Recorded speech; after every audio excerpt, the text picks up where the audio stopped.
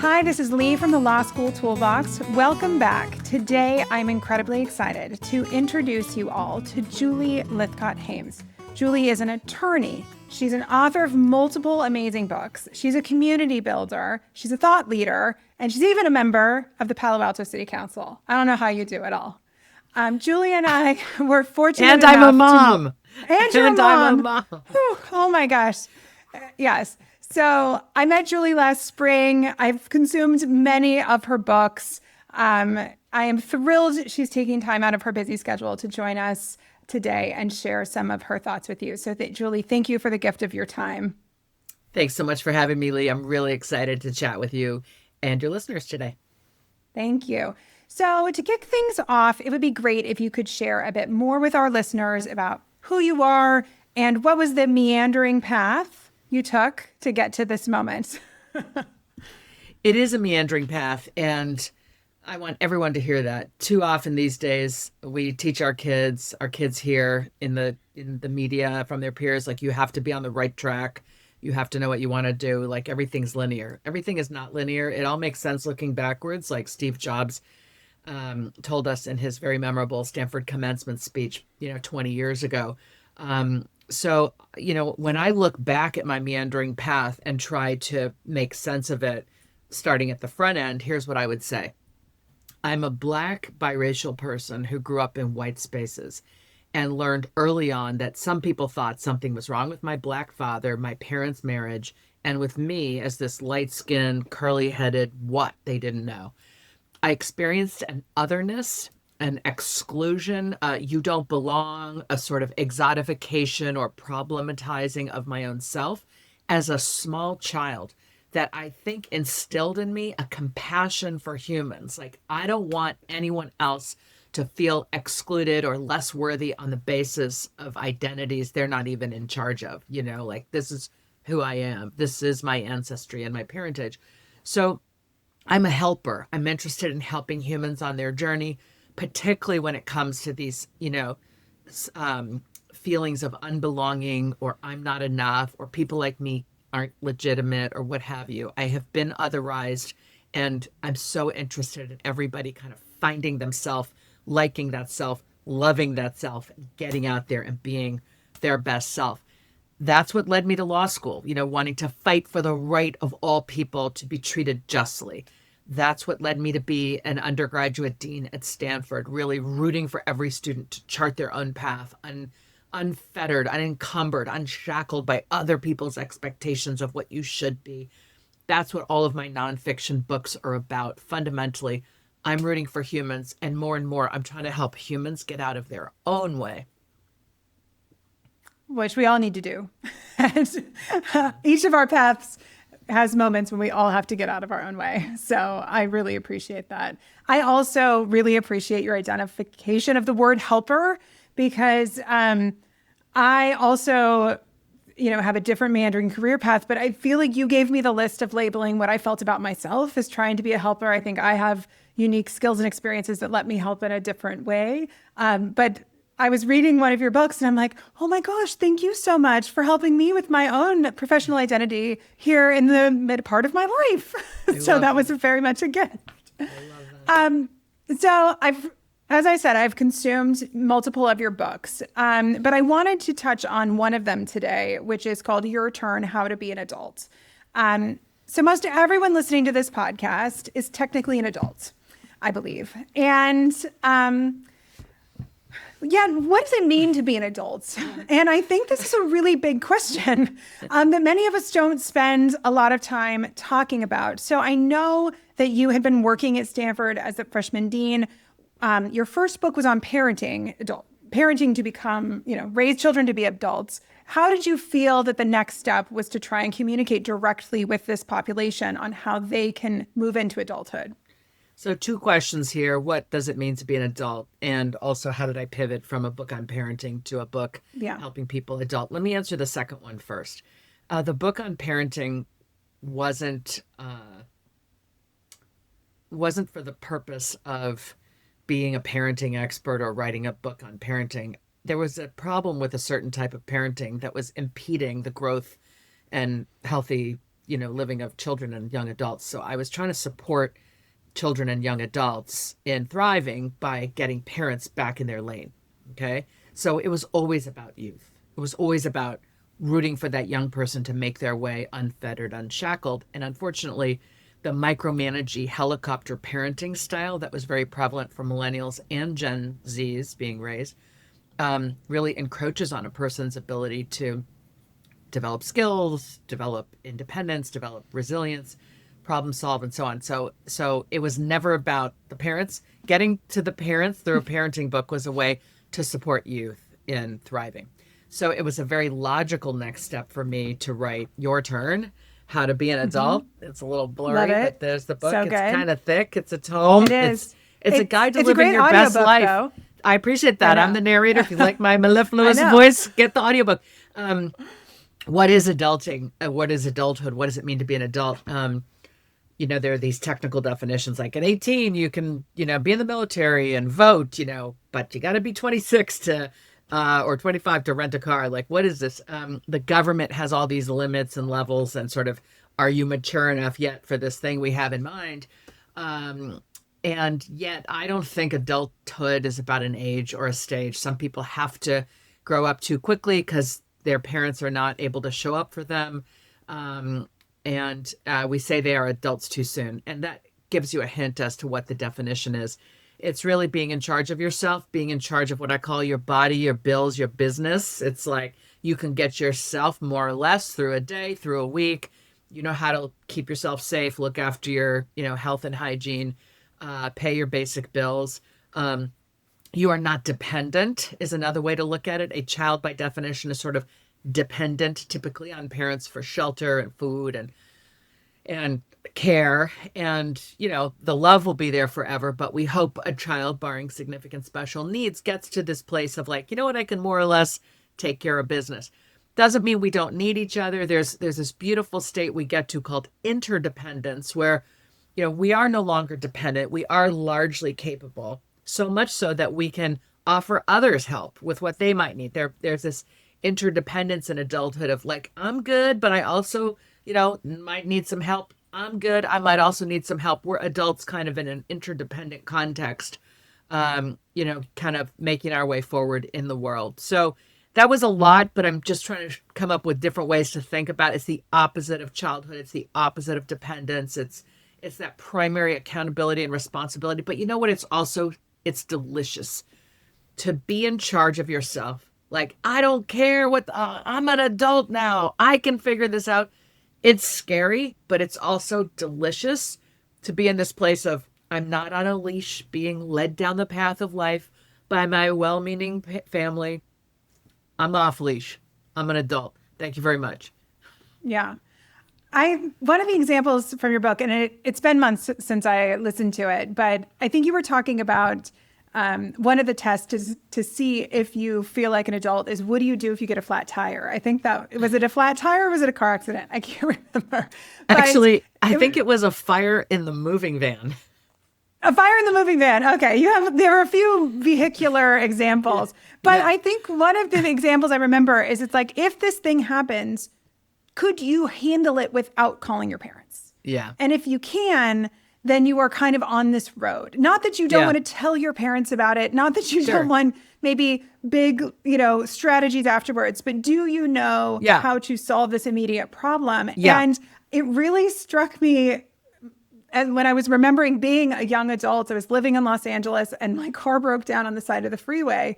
And I did have to handle it myself. I had a AAA card, and I had to call them, and it was a little scary because it was, on the freeway in LA. And there was something about knowing that I just had to do it and I could do it. And that was a big kind of milestone that you carry with you. It can be these little things. Well, it is these little things. It's these little moments that we might think of as blips or snafus that require us to go within and do some reconnoiter. What's happening? Oh my gosh. Mm-hmm. Some problem solving. What do I think is happening? What do I think could happen? It's like, that's when our brain like fires up all the parts of itself and makes a plan. And that's how we feel alive. And so when Yes. someone's always rescuing us, it's like I'm safe, but my own existence is diminishing because I'm not actually doing the work of life, which turns out to be really existentially problematic and leads to mental health difficulties.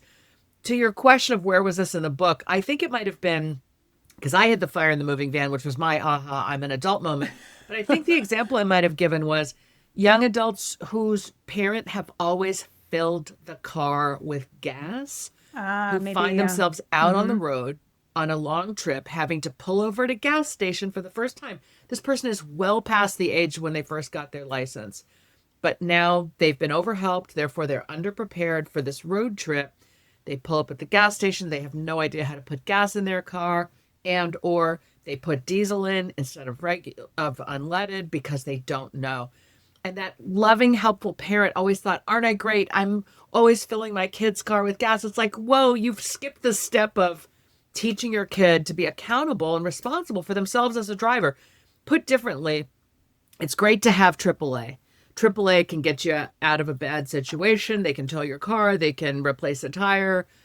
You know, who's the one to call AAA? The driver, right? The driver should have the AAA card and call AAA. Yes, if you feel the need to also inform your parents, this is what happened. Make sure you've already called AAA. The correct step is you do the work, inform your parents rather than, oh, I need to tell my parents I've had a flat tire 3,000 miles from them and have them call AAA. No, no, no. That's acting like a child. And if you're the parent in that scenario and you allow it, you're infantilizing your adult child.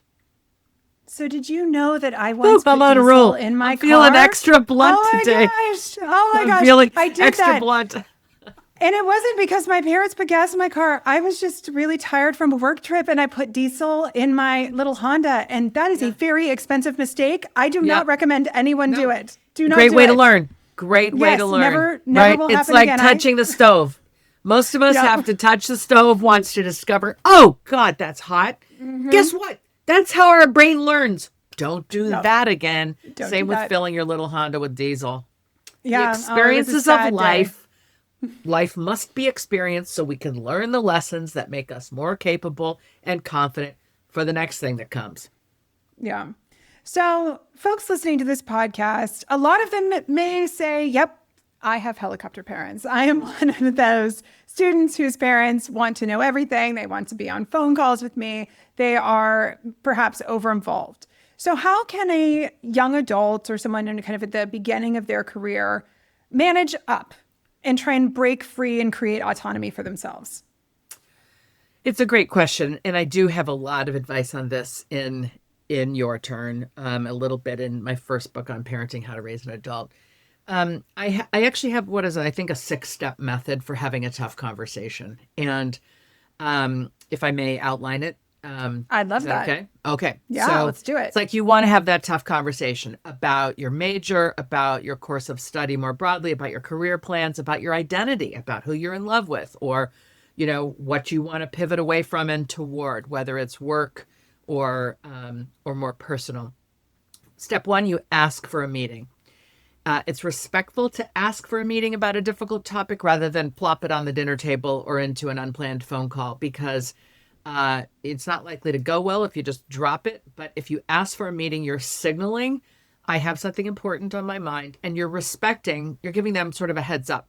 Mom, dad, whatever, I'd like to talk with you about, some of my career choices or some of my, where I think I'm headed next. And, or how things are going between us, how our relationship is working. Can we set aside time this weekend, later next week? You ask for a time, number 1. Number 2, you are in the meeting. You have asked for the meeting and now you're in it, and you open with gratitude. It's important to express gratitude as often as possible. When you express gratitude or praise of a person, it makes whatever's coming next by way of concern or critique land more easily. So express whatever is authentic gratitude between you and your parents. I know you love me and I love you. I'm so grateful for all you've done for me. I know you've sacrificed a lot for me. Whatever is the highest level of authentic praise, that's step 2. Step 3, I want to talk with you about whatever, the degree to which you're involved in my academics, your sense of what I should do for my career versus my thoughts.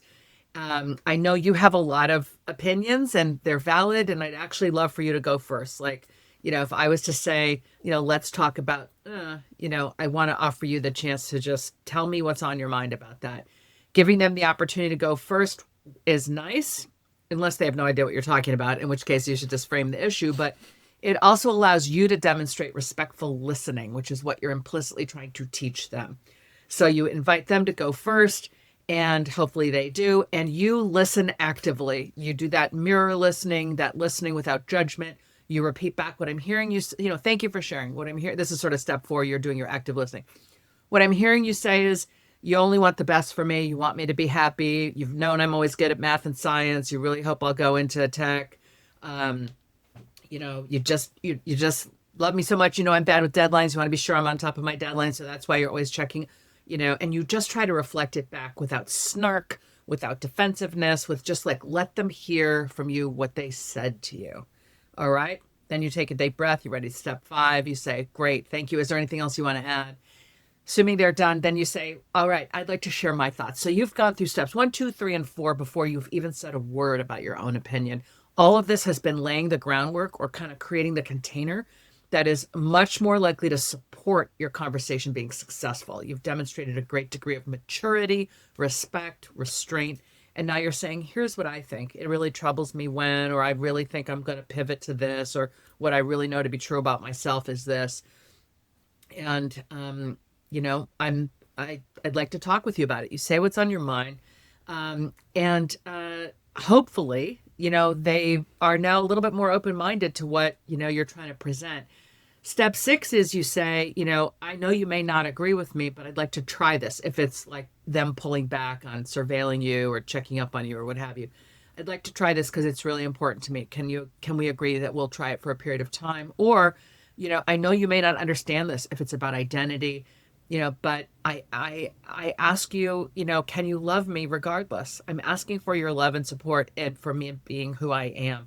This is drawing a significant line. Like, I'm telling you, this is who I am. That's not going to change. And you can support me or you cannot. That's up to you. The final thing I'll say is you can appeal to their memories of their younger self.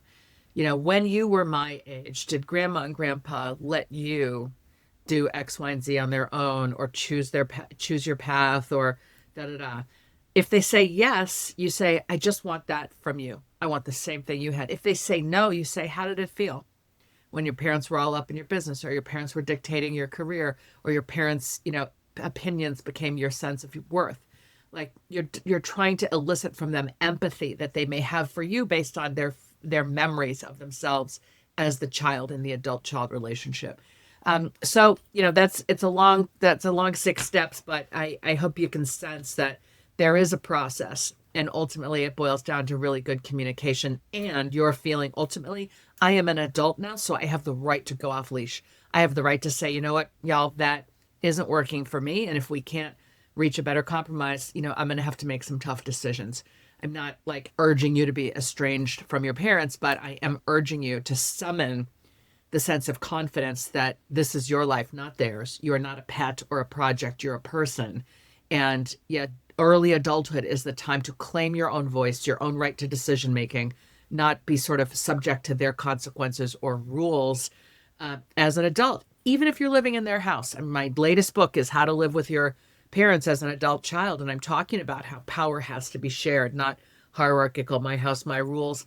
Really doesn't work when, you're 25-year-old, 28-year-old, 33-year-old living with your parents. You deserve more respect. And of course, you have to be respectful of them as well. It goes both ways. And I think that young adulthood is such a great time to practice these skills because adulting doesn't get easier, like in my opinion. I think, like at least my experience with adulting is life challenges you to be the best version of an adult. If you choose to have children, if you partner with somebody, if you end up taking care of other family members or friends who are in crisis, there are many moments that you have many hard conversations. And I think in your youth is such an important time to kind of practice like these 6 steps, to practice presence in these conversations of really like, how do I prepare myself to talk about something hard with somebody I care about. Yeah. I don't know. I've been with my significant other for 18 years. We've had a few of those conversations. And that, it's a skill that you also want to work on because it's not going anywhere. Hard conversations exist forever. Yeah, Lee, I appreciate what you're saying. And I'm mulling over your sense that like, it doesn't get easier. Adulthood doesn't get easier. Because when you first said that, I found my body going like, wait a minute, she's not right about that. So I was interrogating my feelings as you spoke. And I think you're right. It doesn't get easier. What does aid us in the process of living life into our adulthood, which we hope lasts for many, many, many decades, is we become more familiar with uncertainty. We become more familiar with snafus. We become more comfortable with the fact that change is inevitable and often it doesn't come with a warning. So we become more agile. And we have all of this past experience that's like the last time you had something happen at the side of the road, this is how it went. Let's see if we can learn the good from that and don't repeat that silly mistake you made, right? We build upon the lessons. Everything we do prepares us to be better at the next thing we'll do. And the more that happens, the more we develop this like, yep, you know what? I'll figure it out. And that is a deep, delicious confidence. I'll figure it out. That sense of agency, like I'm capable. This is hard, but you know what? I do hard things. You know how I know that? Because I did hard things before. And that turns out to be kind of the fuel that gets us going, that gets us back up, after we've fallen, the sense of, I'm going to move forward. There's a velocity. Can you hear it? It's like a velocity to adulting, rather than a stagnancy, as long as we're mentally well. And as I make that comment about things getting harder, to me, it also is a little bit about the responsibility you have. As you become more and more an adult, typically you're responsible for more. You're more people, more people might rely on you. You may have other financial responsibilities. You may have professional responsibilities. I remember a moment during early COVID, my children were pretty young, and turning to my husband and saying, like, we're responsible for a lot. I was like, I own my own business, and my business partner and I are responsible for our team, and my team is scared, and my children are scared, and we have 2 sets of grandparents that we are also responsible for. And I have childcare that relies on me for their job, and I'm responsible. You kind of have these moments where you say like, wow, I am now somebody that other people rely on. And I think for me, it was a moment where I was like, I am now truly the adult in the room because other people are now looking to me for guidance and security. And it is now my job to step up and be that person who does not put diesel in their Honda. Like, I need to be better, and I need to show up as my best self. And that doesn't mean that it wasn't still tumultuous and sad, and there wasn't crying in my car by myself or on the phone with my therapist during that time. It was so hard and scary, and my family was touched by COVID in sad ways. But there was a moment where I said, no, but I am also okay to be responsible. It's not easy, but I'm here for it. And I think that whatever those moments are, there is something to me about acknowledging that and saying like, it's okay. It's okay to be in this role. I don't know everything because I am always learning, but I know enough that I can be the adults in the room that other people may be looking towards. And that was a really powerful moment for me. And that something I thought about in your book of like, you're doing all of these things. So whenever the moment that you're called upon to truly, own that adulthood, that you're there for it. And it's not perfect. It can be messy. It can be, but you feel like I can step up to this moment that is hard. Yeah. So much is coming up for me as you say this. It's a beautiful point. It's scary as, can I swear on your podcast or no? Sure. Scary as fuck when this happens. Like, wait, where are the adults? Oh shit, it's me. Like, when did that happen? And it will happen typically in an emergency. I also want to acknowledge you said you had some really sad stuff happen in your family in COVID times. I just want to acknowledge that you said that. Thank you. It also is a profound opportunity if we seize it to start to lay down different patterns, or put differently, to break generational patterns, even, heal generational traumas. That is, I'm the adult now. Oh shit. Wait a minute. Oh shit. I get to behave differently than my parents would have behaved in this circumstance. You know, like for example, I got two kids in their 20s, 26 and 24, when they were teenagers, and we were exploring the concept of sex and safety and consent and all of that. My partner Dan and I decided we are going to behave very differently around this topic than our parents did with us. We're Gen X. We're of the generation like, not in our house. You know, you had to, if you wanted to be intimate with somebody in high school, you had to be in a car or in a cornfield or hiding somewhere else. We were like, that's not safe. That is reckless, in fact. How are we going to have a relationship with our kids around their sexual behavior, choices, safety, all of that? You know, that is a healthy conversation dynamic so we can have confidence that they're smart and safe. And so that was a moment of pride, like, oh, we're the adults now. We get to decide, you know, the context in which our children are going to grow up and how they will be treated and talked with and, you know, consequences for things and how decisions are made.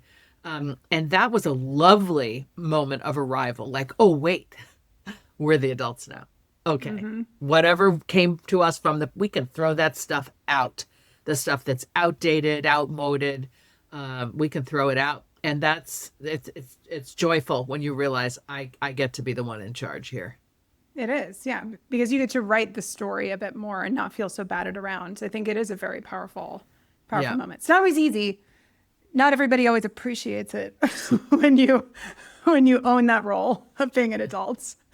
But, you know, that's part of it, is that you're not really serving everybody's needs, right? You have hard conversations, you set the boundaries you need, and in the end, it's your one precious life. Your one precious life. You know, right? I like to quote Mary Oliver, the late Who doesn't love to quote Mary Oliver? Right? She said, tell me, right? What is it you plan to do with your one wild and precious life? I am super clear that is the truth of it. This is our one, as far as we know. Yes. Wild, untamed, precious, rare, of value life. You know, yes. And she ends with, and I'm rooting for you to live it. And every interaction I have with humans who are seeking my advice and counsel is all about rooting for them to figure out, you know, how are you going to lead this one wild and precious life? I am definitely rooting for you. Yeah. I love that quote. And the quote I also read during COVID in one of Eve Brodsky's books was, it's not about waiting for the storm to pass. It is about learning to dance in the rain, or something very close to that. And that I posted it in my office next to my desk, because to me, if I think about adulting, that quote is really, really meaningful for me. And that there are so many storms that come. And it isn't about being run by the storms. I think when you feel like you have control and autonomy over your life, you learn how to move through these really hard things. And that doesn't mean that you shouldn't do hard work and go to therapy and work through trauma. And, you know, it's just that the life is happening right now. And this is your one life. Yeah. And so you have to decide how you want to be and how you want your experience to be. And to this point of being, you know, the adult or the responsible one in a certain situation, and how bewildering it can be at first when you just discover, oh gosh, you know, I don't, you know, harking back to what I said about interdependence, like it doesn't mean you have to go it alone as an adult. You just, your primary resources, you have confidence in your own brain, body, heart, and spirit's ability to kind of think it through, figure things out. Definitely consult with others, definitely get the support you need, but kind of your primary actor is you, not texting someone else to handle it entirely for you. And in the pandemic, because I had written a popular parenting book, because I had gone to hundreds of communities over a span of 5 years with this book, people were reaching out to me for help in the pandemic. Okay, like school districts were reaching out, heads of schools were reaching out, parents were reaching out, you know, for my help and guidance. I mean, what a privilege, what an honor that people thought I could help. But I was as scared and bewildered as they were. I had my two kids back, you know, 20 and 18 years old. My mom, it was just like my work had all fallen off a cliff because nobody wanted, you know, to pay for people to give speeches in public anymore. And I had to turn somewhere. So I was determined to be of use, but I knew I needed help. So a group of parenting authors ended up getting together to put on a webinar on, like, okay, it's the coronavirus. Here's what we're learning about it. Here's what we think when it comes to kids and schools and homework, all of the stuff. Like, we put it together a webinar to try to be of service, and we were, I think. But we so loved talking with each other and getting support from each other as we were being, solicited for help. We also realized we needed help and community and people we could let our hair down with, metaphorically, and talk it through and get some help. And that group ended up meeting every other week for 3 to 4 years.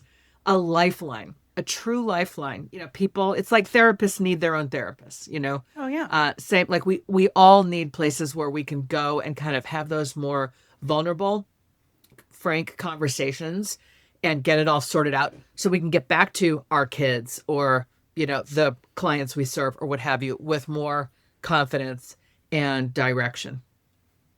Well, and I love your point about vulnerability, because I think that appreciating vulnerability is not the opposite of strength, and I think that, Brene Brown has talked about this so much and written about it. I've seen her speak about it, but I think this idea that vulnerability is not the opposite of strength is so important to realize, because I think when I remember a younger version of myself, vulnerability felt like admitting I didn't know what was going on, and that made me not feel like an adult.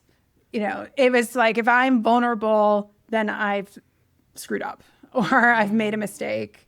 And one of the things I appreciated in your books and in your writing, and when I've seen you speak, is you seem to lead with vulnerability as a tool for connection, as a tool for learning.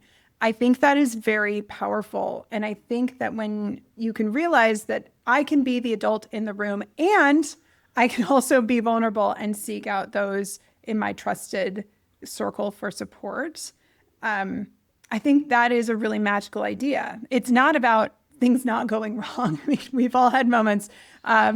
You haven't met my business partner, but we've worked together for about 14 years. She's my other long-term relationship. And, some text messages start with, "You better sit down." Because I'm like, I got a doozy coming for you. But she is a confidant, in life and professionally and personally. And she's one of those people that I can say, I need to talk to you about something and I need your feedback on this. And that, I don't know. I love this idea about vulnerability. You're incredibly vulnerable in your books. Yeah. I will say thank you. It's definitely a facet of how I aim to communicate and be heard and received, because I know so many of us are wearing masks, facades, like portraying the part of the self we hope will please others. And underneath that mask and the facade, if you tap on it and it cracks and goes away, it's this like gooey individual who just wants to be accepted and valued as we are. And so I'm really interested in getting to the gooey individual and connecting to that. So I know I have to offer vulnerability for the person listening to me to be willing to remove their own mask a little bit and maybe kind of get inside. One of the times I first deployed this intentionally as a tool of connecting was when I was the dean of freshmen at Stanford. When I started that role, it was 2002. And here I was, I had a big title, at an important university. And we put on an event, we created an event called Mid-Year Convocation. It was January, school started in September. And the point was like, the bloom is off the rose, you're freshmen, the bloom is off the rose. They're no longer applauding everything you do. There's no more balloons and a cappella groups attending your every move. It's raining here in California. Like, let's get real. You've had one set of classes. You've got one set of grades. How you doing? How you feeling? It's okay if you're struggling, if you're not happy here, if you think you want to leave, if you don't know, let's get real. And I had upperclassmen on a panel really talking about all of these things you may be feeling to validate the feelings of discomfort or fear or what have you. But I opened the event with my own keynote where I told them that as a freshman, fall quarter, so this was January, so they had just finished their fall quarter. I said, when I was in your shoes, however many years ago, I got a B, a C, and a D in communication of all things. It's ironic because I know I'm a best-selling author and speaker, but I was like, your dean had a 2.0. Your dean almost got, put on academic probation. Okay. The person you've been told to respect because of my position is in this position by choice because I have such empathy for the struggle. And my one piece of advice, if and when you find yourselves in that struggle, and I'm not saying you will, but if you do, don't make the mistake I did, which was to wither in shame and hide and not tell anyone, delaying, therefore, the amount of time it would take for me to get the support and help that I needed to turn things around. Come see me. I do this work to root for you to be successful. You do not need to be ashamed. If you feel I'm talking to you, come see me tomorrow. I got you. My job is to give a damn about you thriving. Oh my God, I'm getting emotional just saying this. Like the first time I would have said this, it was like 23 years ago. And, because in my academic upbringing, it had been so austere and everyone was so important and you couldn't dare say, like, I just got an F on your exam. I couldn't go into office hours and ask for help. I was ashamed to be the person who had just gotten a bad grade. How was I going to, right? So I really turned that on its head. And I think it became a hallmark of my style of leadership and mentorship.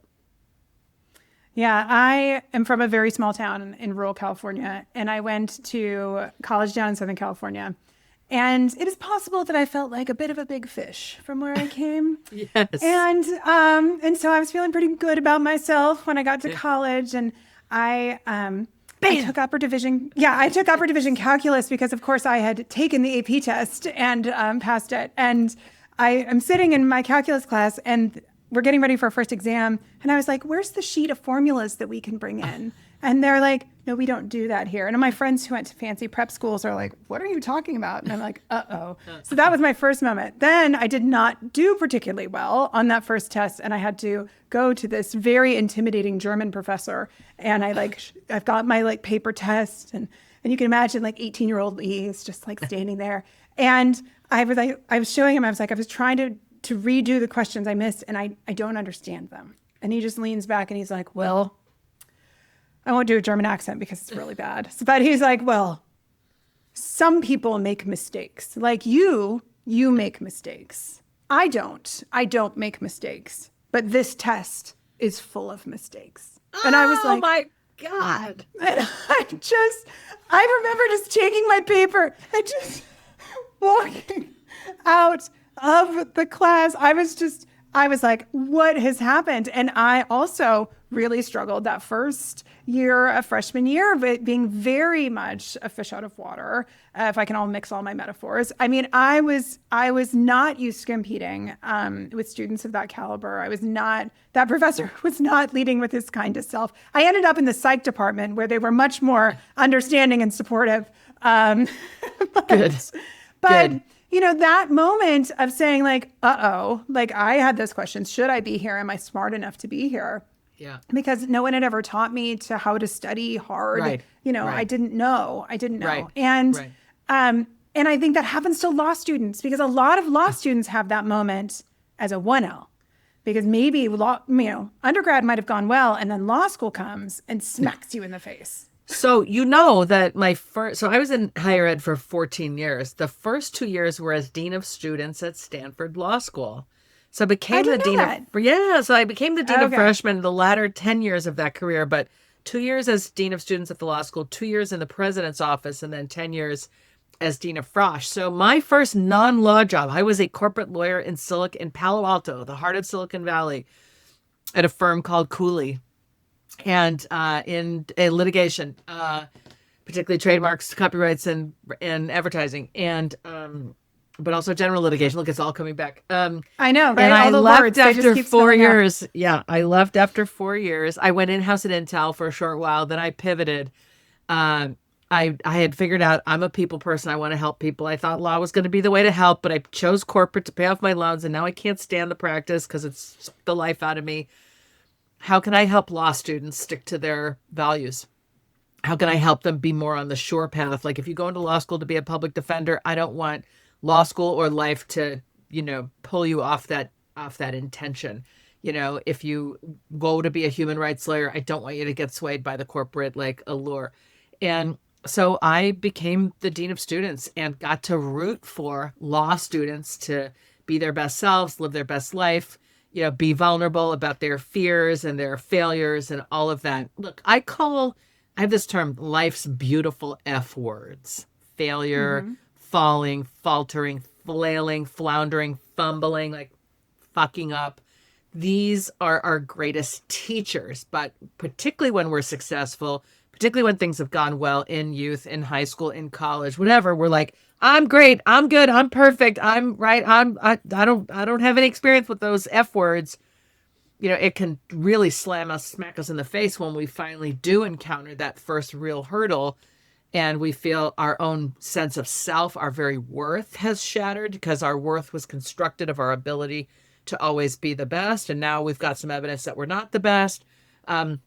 So in my books, I really try to push this concept of life's beautiful F words, these things you fear, are actually our biggest teachers if you can be willing to, take the lessons that they're offering. Yeah.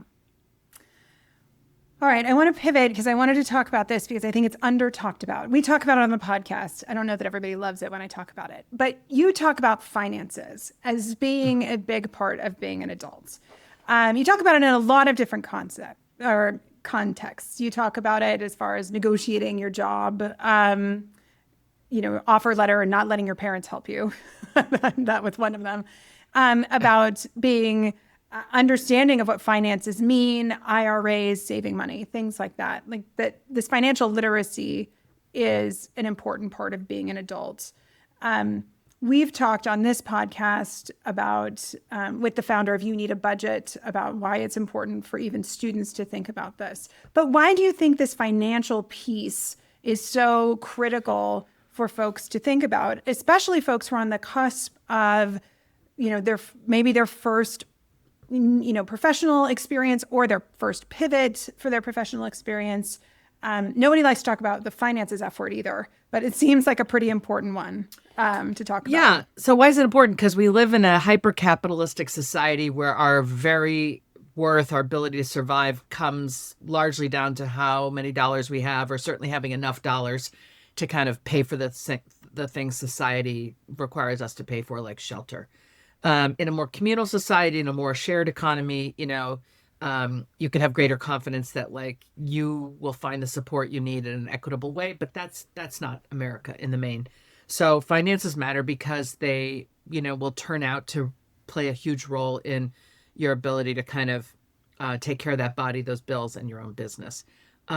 I do want to say, asterisk, you said that I have said people should negotiate job offers on their own without the help of their parents, without turning to their parents or your parent. What I meant is, and I hope I said it this way in the book, is, it's okay to consult your parents for advice, Oh, yes. but your parents should not be the one Yes. on the phone with Calling. your future boss. No. And that's what we're seeing in the sort of helicopter realm. Like the parents submitting your resume, you don't even know. You get a call for an interview. Like, what interview? Your mom did that for you, right? That's all a nightmare. Don't let that happen. When we're in charge of our money, when we're earning some money, we know what we spend it on. We know what we're saving for, both in the immediate and long term. It gives us a whole lot more control over the life to come, instead of being at the mercy of, oh, I don't know, like anything could always happen. But when you understand, this is what I make, this is what I spend, this is what I'm trying to save for, it becomes a roadmap that starts to really, demonstrate its own value as you go. Issues of financial literacy, like what is money? I think the more wealthy we are, the more well off we are, I should say, the less familiar we may be with how money works from childhood, because maybe we didn't have to worry about it. Maybe we're so privileged we didn't, it wasn't an issue. And so we find ourselves in adulthood not really understanding how money grows, or what's the actual, how do I determine the worth or value of something? How do I know if I'm paying too much? My son, bless his heart, would have $20 bills on him and give out $60 to an unhoused person on the side of the road because of his compassionate heart, which I loved. He didn't have the, appreciation at 16. Like, you just had $60. When are you going to get $60 again? Like, can you afford that on an ongoing basis?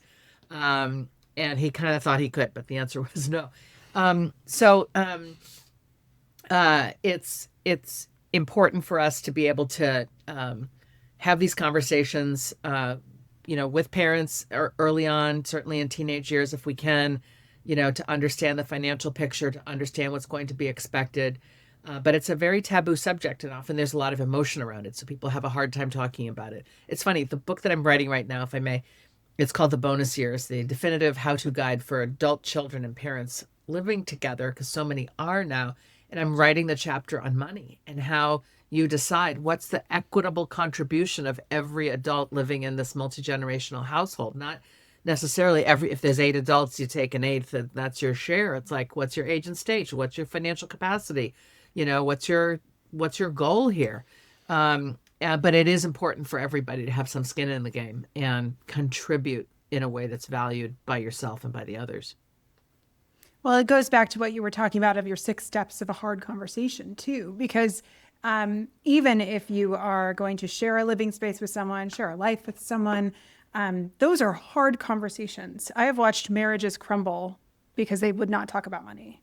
And so you also need to understand your own finances and what you can contribute so you can have a compassionate conversation with whoever you are sharing life with as well, to get that information and make thoughtful choices to avoid painful conflict. Not that conflict doesn't happen. Conflict always happens, right? It's just, does it have to be painful, toxic conflict, or can it be, either avoid the avoidable, which is one of my life mottos, is if I can have thoughtful conversations to avoid some avoidable conflict in the future, that I will. I love that. Yeah. Or differently put, we can't not talk about things. Yes. We can't not talk about things. That doesn't help. It helps in the immediate moment. You're avoiding the conflict. You've sort of put it away, but it's always going to be there until it's actually addressed. And that's the way to make it go away. Yeah. I would also add to that, over the last year, I have been the executor of an estate for my best friend that died of cancer quite young.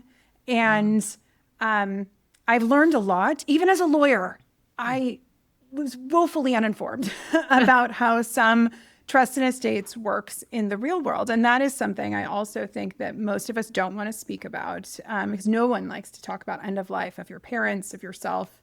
But when you're young, it's starting out, they give you all these forms like, what's a beneficiary? And so it's like, do you know what a beneficiary is? You open a new bank account. Does it have a beneficiary? What should that beneficiary say? And do those people know that they are the beneficiary? I mean, these are all kind of these terms that seem so outside the realm of anything we need to worry about. But I have learned, again, at this point in my life, that there are real consequences to some of these choices we make, sometimes when we're quite young. Some of these bank accounts that we create, my first bank account, I was 17. Yeah. I was 17. Yeah. I never updated information on that bank account from when I was 17, Wow. And so this is, to me, I learned thinking I was a well-versed adult. I went back and cleaned up my own house and said, wow, I had not fully engaged in this. And Good for you. It is, it's another thing nobody wants to talk about, but it is the real life. That you have to deal with. I need to say one more thing about money. This is what I meant to say in response to the last question.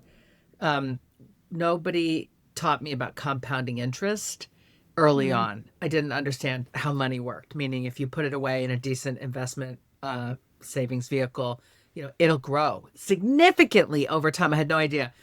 So my dad said to me when we were getting married, we were in our young 20s, I was 24 and I got married. He was like, baby, he was contributing. So were my partner's parents. His contribution was $25,000 in 1992. He said, baby, I would rather give you $25,000 for you to put it toward your savings than to spend it on a party that's going to last for 5 hours. And all I could think was, it's my wedding. What do you mean? It's not just a party. It's like, right? And I didn't know what he was talking about. And he printed out an article that was in some business magazine that showed like the value of compound interest, like this much money invested today, in 10 years, in 20 years, like boom. I don't know what my 25,000 would be. I can't do the math right now, but it'd be a lot today. And then the universe tried to hand me $25,000 again. I had a fire in my moving van when I was graduating from law school, moving back from Massachusetts to Palo Alto. There was a fire in my moving van. We had a settlement because, it was their fault.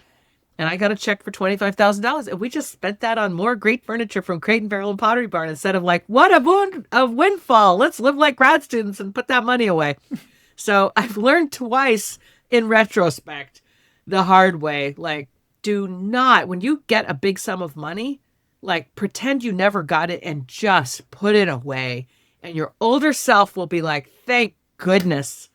Thank goodness. Yeah. Important lessons. I thought those were both compelling stories in your book. So I appreciate that. But I wanted to talk about your civic engagement because you talk about being a helper and you're on the Palo Alto City Council. So why was it important for you to help in this capacity as, a public servant? I'm going to be honest. I'm in my 50s. I'm a lifelong member of the Democratic Party, first caucused in Wisconsin as a 16-year-old for Jesse Jackson in 1984. Voted in every election. I was a delegate to the 2008 election, an elected delegate for Obama. I've been very involved. But I tended to think that the problems, air quotes, that I was interested in were elsewhere. Like, I need to send money to that state. I need to work on electing that person over in a different state because I'm good here in the San Francisco Bay Area. I had that attitude. Honestly, I was reading the New York Times, listening to NPR, caring about national issues and regional problems elsewhere, and thought we were good. And then I got persuaded that right here in my own very blue city, in my very blue county, in my very blue region of my very blue state, we have social justice issues like the lack of affordable housing, which totally undermines our youth, low-income people, working families, etc. And once I got persuaded that we had very compelling social justice issues, the helper in me was like, oh, they're asking me to run. I keep saying no because I'm more concerned with what's happening elsewhere. I got stuff right here I should care about. And once I realized that, I was like, I'm all in. I ran. Thank goodness I got elected. I ran on affordable housing, youth mental health. We have a huge concern here around the unwellness of our youth in this high achieving place called Palo Alto, Silicon Valley more broadly. Belonging. I try to view every decision we make as a council through the lens of equity. For example, we were just making a $6 million cut in our $1 billion budget. And what $300 million is our general fund. So that's 2% of our general fund had to be cut. And some of the proposals were, let's cut this position that gives access to our very fancy junior museum and zoo to underserved communities. Let's cut the wellness and belonging. I was like, wait a minute.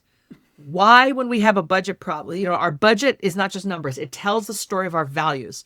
Why would those things, access, equity, wellness, belonging, be the first things on the chopping block? Why are we turning to those first? And, I'm delighted to say I and others fought for that not to happen. That's why I'm serving on the Palo Alto City Council. That's amazing. I love that you keep finding ways to be the helper. I love being the helper because I'm so grateful to those who helped me. And I do believe everybody deserves a chance. And my heart breaks at the thought of anybody at the side of the road. Lately, I've been showing up at Stanford Hospital, had somebody brought in there by ICE, denied her access to her lawyer, her family, her priest. And I spent time with the family. And it's like, I can't solve this right now, but I can sit here and hold your hand and hug you and show you that I give a damn and that you're not alone. I mean, so much of life is just showing up. And and that's who I am and who I'll always be. Yeah. I also think as lawyers, as future lawyers who are listening to this podcast, I also think that there is a unique ability for us to be helpers. I think that I have always felt, my parents are lawyers, so I grew up with this, but I've always felt that, having the ability to help someone navigate a hard situation with the law, which feels like a gate so often to folks, that it's a door that they don't know how to open, that it's too confusing, too scary, too hard to advocate for yourselves. I think we need great lawyers to show up for people. And I think if you're listening to this podcast and you are wondering what you want to do, even if you do that big law corporate job, which I did too. So I'm like, we're not faulting, but what can you do to be that helper and help someone? It could be through your firm. It could be showing up at other events. There are so many ways for lawyers to even specifically help. I think it's a really important thing. And I've always felt that it's a bit of a duty that we have for being able to have this education, for being able to get these licenses. It's a duty to be a safe place for someone who needs help. I would love for you to say that at every law school graduation. Every time someone passes the bar, these reminders, because I think for many of us, there was that stirring of like, that's what I want to do with my talent, with my skills, with my opportunities. I want to go be a lawyer. I want to go stand up for people, stand with people, be there, show up, fight for what's right. And for many of us, we just get those ideals beaten out of us, or they just start to fade because other things seem to be more compelling. The allure of the big paycheck is undeniable, but I've learned, the hard way that the big paycheck does not nourish your soul. It's the work that nourishes your soul, and an undernourished soul will act out and complain. Your body will be unwell. Your body will, and spirit will send you all kinds of signals that you're not in the right place. You have to have the courage to listen to that self and honor what it's telling you. Mm-hmm. Well, one last thing I wanted to touch on was where we are in the world right now. So it is a bit of a new dawn. Everybody's talking about artificial intelligence. People are very worried what's going to happen to the legal profession, that we're not going to need lawyers. I mean, maybe people won't have to do doc review like I did when I became a young lawyer. And I'm okay with that because that was not my favorite job. Speaking of things that feed the soul, document review did not feed the soul. Right. But I recently read this quote in a book that I was reading by George Beard. It's from 1881. And it says, I think I'm paraphrasing a little bit, but the technological breakthroughs, almost by definition, must make life more stressful because they quicken the pace and raise the bar of what can be accomplished. And when I read this, it was a book written about 10 years ago, even though the quote's from 1880s, the idea. I keep thinking about AI and this idea that lawyers think they're going to be replaced by computers, that we still will not have a role, that the AI will do all of our legal work. And although I know you are not practicing, law at this moment, I was curious, based on what you have seen over your career, both as a lawyer and in universities, how you think that someone entering the legal profession should hold this idea of like, yes, technology and change is coming, but I'm still going to have a role. Big question. Caveat, I have no expertise on this, but I do, of course, have a lot of thoughts.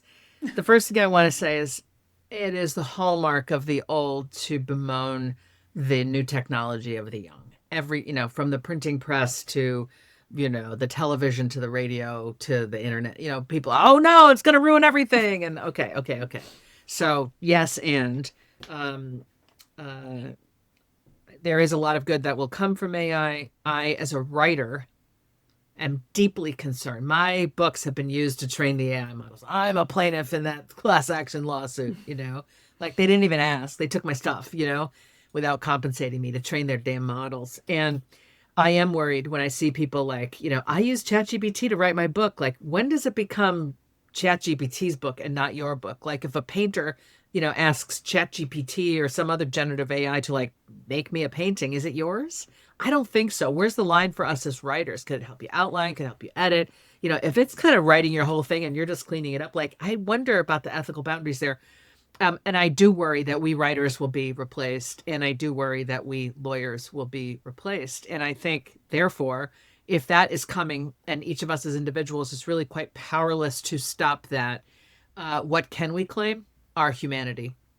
AI is not going to be able to relate in that vulnerable way, in that authentic way, in that mirrorless, that true human connection, the juice, the elixir of life is human interaction, human connection. The more our EQ, our emotional intelligence can develop, the more we can center the value of human interaction, the more we create and strengthen the relevance of human beings in an increasingly technologized society. And so you will always be able to hold your client's hand. You will always be Right. able to say, I feel for you. I've been through something similar. I'm here to help. And so lean into the human side of your interactions, with clients. And that's what they can't outsource to a machine. No, and I think the first time someone turns to you who's in crisis, which that's what a lot of lawyers do, right? We counsel people in crisis. Some lawyers counsel people before they're in crisis, but a lot of times you're counseling someone who's in crisis. The first time someone in crisis turns to you and says, "What do you think I should do?" I mean, that is like a really big thing that I don't think AI can. I mean, it can tell you what to do, but I'd still rather have a person tell me what they think I should do and why. Yeah, And absolutely. that's an important responsibility. And also, there's something about like, I don't want to say to that person who has turned to me and said, "What do you think I should do?" And to say, "Hold up for a second, I'm going to ask ChatGPT or whatever AI existing at that moment, what it thinks you should do. And then I'll tell you, because I do think there is wisdom in the human experience as well. And we bring, our own knowledge base, and also trained on your books and other things, but in a different way. But we bring our own knowledge base that I just don't think will be dismissed. But I do think it is important. If I were in law school right now, I would want to take classes that would teach me about alternative dispute resolution, or doing clinics where I'm working with clients, or like feeling what the work feels like to do. Because document review, I mean, really, that's not a loss, folks. I just want to tell you, it's not a loss, but It isn't. the But work is going to change. Legal research. I loved that. I was the kid who loved to go into the library and just do the whole treasure hunt from like, this is what we have, like, where are we headed, like all the ways in which that whole, path has been set up through, I can't remember the purveyors of these books anymore. What do we call it? I was like, when Lexis, shepherdizing, Westlaw, shepherdizing, Mm-hmm. Oh my God, I love that stuff. And all of that will be taken over. And this is where I worry that AI is going to rob us of the ability to develop and hone and strengthen our cognition. I want us to be able to go through those analytical paces of like, what's next? How do I know?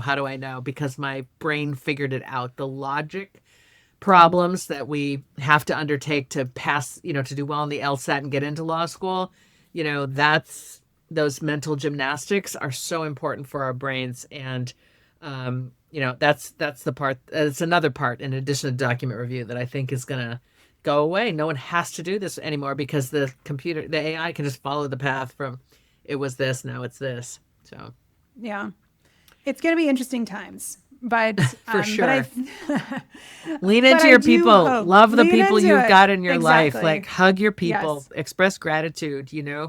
Have human interactions. Break bread. Eat meals. Dance. Sing. Dance in the rain. It's raining now. Get your umbrella. Figure out how to stop the rain, but also dance. Yeah, 100%. Well, Julie, your time is a gift. Your books are a gift. Thank you, Lee. It's been such a pleasure to get to know you and to chat with you today. You too. If listeners want to learn more about your work, how do they do that?